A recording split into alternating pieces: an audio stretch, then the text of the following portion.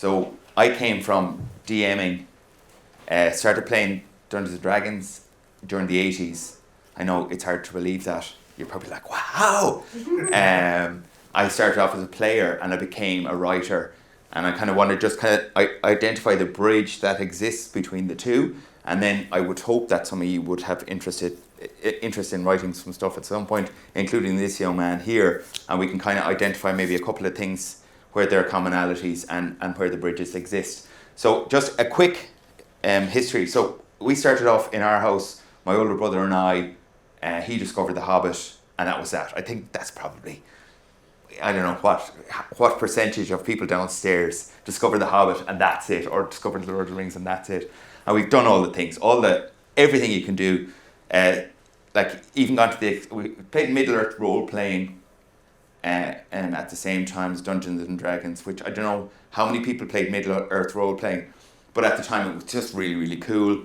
A little bit less wieldy to play than Dungeons and Dragons, but ultimately brilliant game. And we played play by mail, which I don't know if you can do that anymore, where you would send in do you remember that? I do. And you would send in your stuff every week, and then 2 weeks later you would find out what happened. So you get like 30 pages of, oh my God, I was attacked 11 times. And you would have a group of whatever, I think it was 9.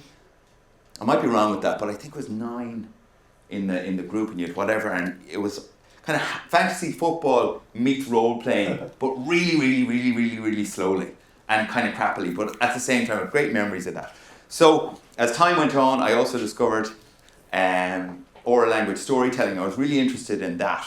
So somewhere along the line, there was kind of the trifecta of unbelievably cool books, Dungeons and Dragons, and then the storytelling, and it kind of leads you to want to write some stories or tell some stories. So years and years ago, I decided Fionn McCool and all that kind of stuff was badly underrepresented, and I thought it would be interesting to write a book about that. So from my point of view, there was no clear, defined death for Fionn McCool. There was some rumours, there was some thoughts about what may or may not have happened to him, but there's conflicting reports. Turns out I knew all along, and I wrote a story about that, and that's now, canon, or it is in my view. So just what we'll do is we'll nip through it, and I'll kind of identify in my mind where the problem is with a DM who wants to write, and where the potential and the opportunity is for a DM who wants to write. This book, you've probably seen that book maybe. This one I think is a great book because it opens up the creative writing a little bit more, and I think there's an awful lot in here that kind of shows just how close we all are to being writers. So one of the things is basically in the 80s it was all imagination. It was whatever, slipshod kind of character sheets, rolling dice. There was 1 or 2 books in the resource boxes, like Menzo Branson. I remember that. Am I saying that right? Menzo Branson. Is that it? And there was a box set on that. There was one of, what was the other one? Ravenloft. Yeah.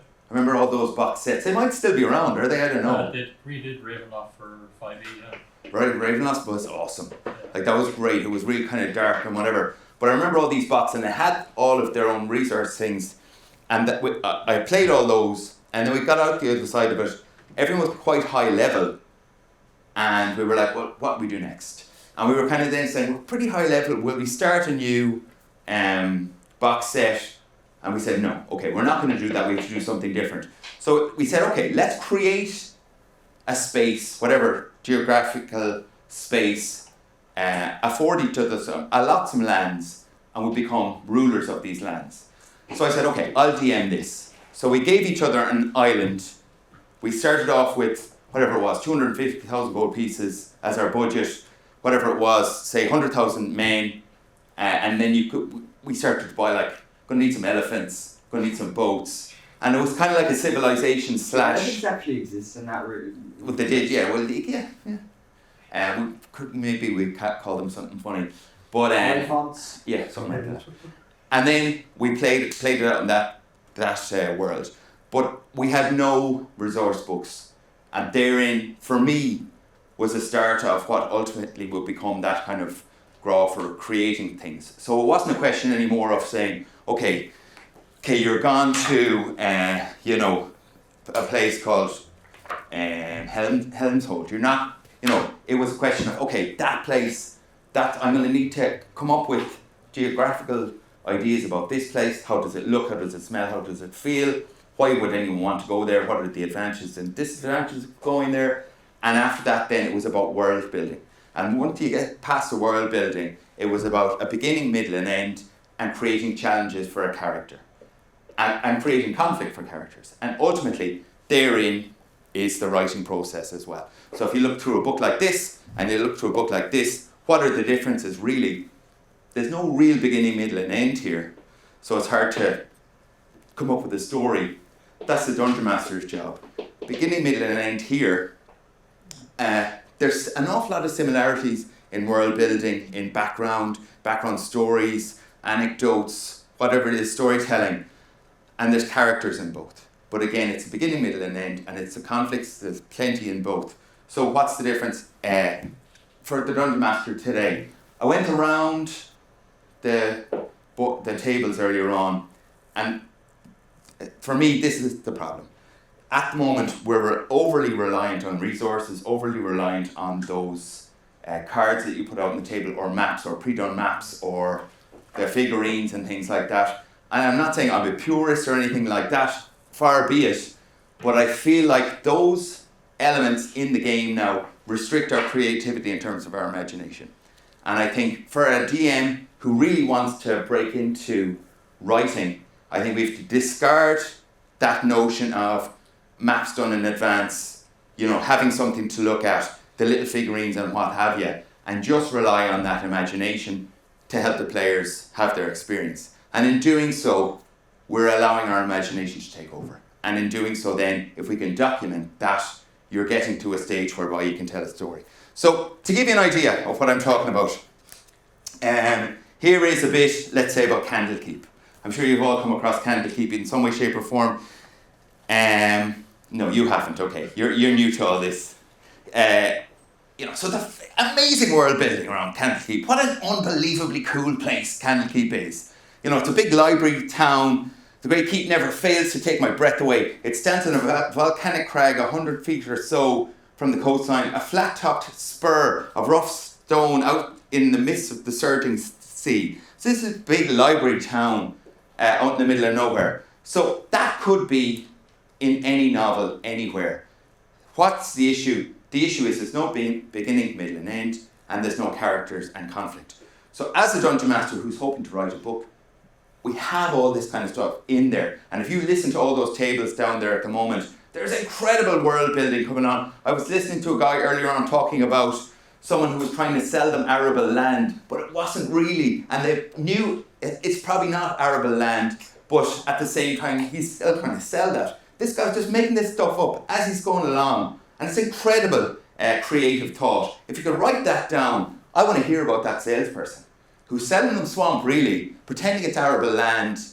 What kind of person is that? How do they represent themselves and what do they look like? I'm conscious of time because I want to take some questions. I want to do a quick reading and then I'll take out the books. So, 15 minutes. 15, okay, well there you go. So, this is a bit from my book. And the reason I picked this out is because I feel like this could be in this, or maybe I stole it from this. Like it might be hard to prove one way or the other. So the Queen's Long Hall was a Spartan place of muted colours and hushed tone, shaded and stark. Tapestries depicting slave trading and military strength were outnumbered only by the tapestries depicting the Queen. So if you're a Dungeon Master, if you've been that person, you've read something like this to people. You've kind of outlined this for people who walk into a room. She was in various dresses, sitting in similar poses and wearing the identical frosty facade. There were no benches or pews for practitioners to rest or sit down on, no tables to leave belongings while conducting business, no glass in the windows to keep the weather outside. The very environment was a tool to keep heads bent low and voices quiet. So there's our setting that we all do as Dungeon Master.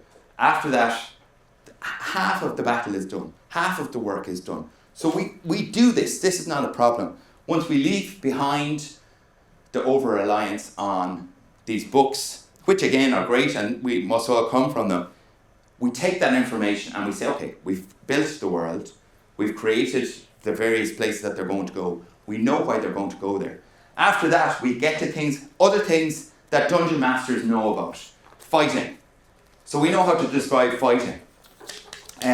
This bit here, the two protagonists in this story, or two of the protagonists in this story, are going through town and they come across some bawdy warriors who are about to remove a thief's finger for 30, whatever it is, 30, or 3 or 5 or 30 gold pieces because he was caught robbing. And they're drunk and they're falling around. And the two lads decide to rescue this child.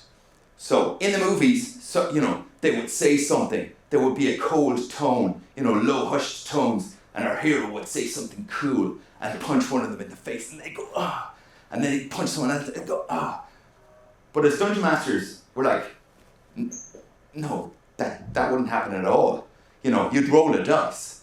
And maybe if it was a 20, then maybe he'd land an unbelievable punch. And there we take it from there. But realistically, he's probably going to roll like a 7. Go for a punch, miss a little bit, fall over, and your man might stab him. Or whatever it is.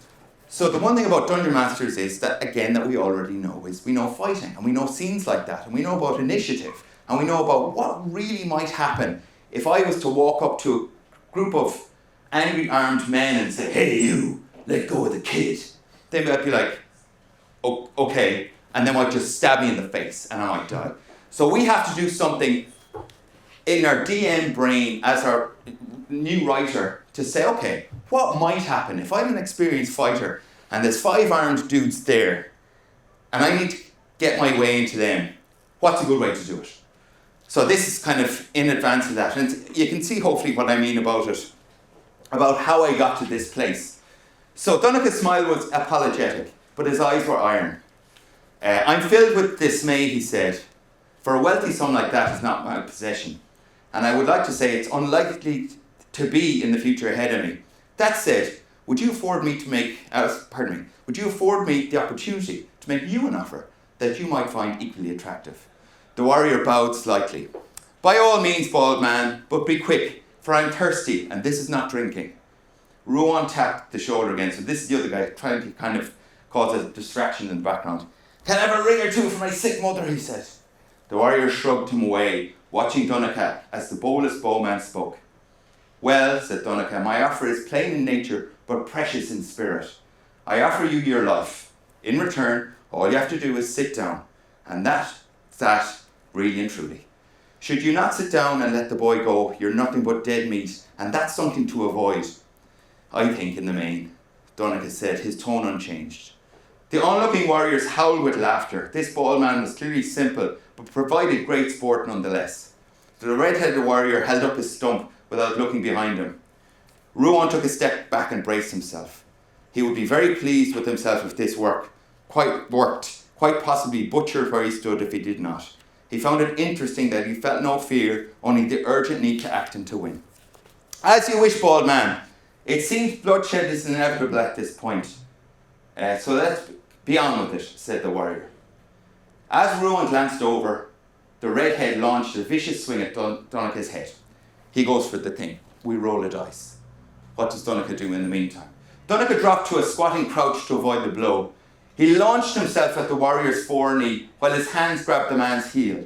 A loud crack signaled the warrior's knee joint capitulating as he landed on his back. Before he could do anything other than grimace, Donnacha leapt forward and plunged a previously concealed hunting knife into the warrior's neck below the ear, which killed him instantly. So there's your couple of rolls. Your man went for the swing, so Donnacha goaded him into action, went for the swing. Donnacha's roll was thin, and what he had to do was find a leg that was away from all the big, hairy, angry, brutish, sword-wielding people and attack that. He did so, winning at least the next couple of rounds, or maybe a round or two before he gets attacked again. Okay, I'm conscious of time. So what we'll do is, I'll take out the books and let you have a look if anyone's interested. And I'd love it if there's any among you who have any kind of notions about writing at some point, and maybe have questions about it, because I think you're a writer, I'm a writer.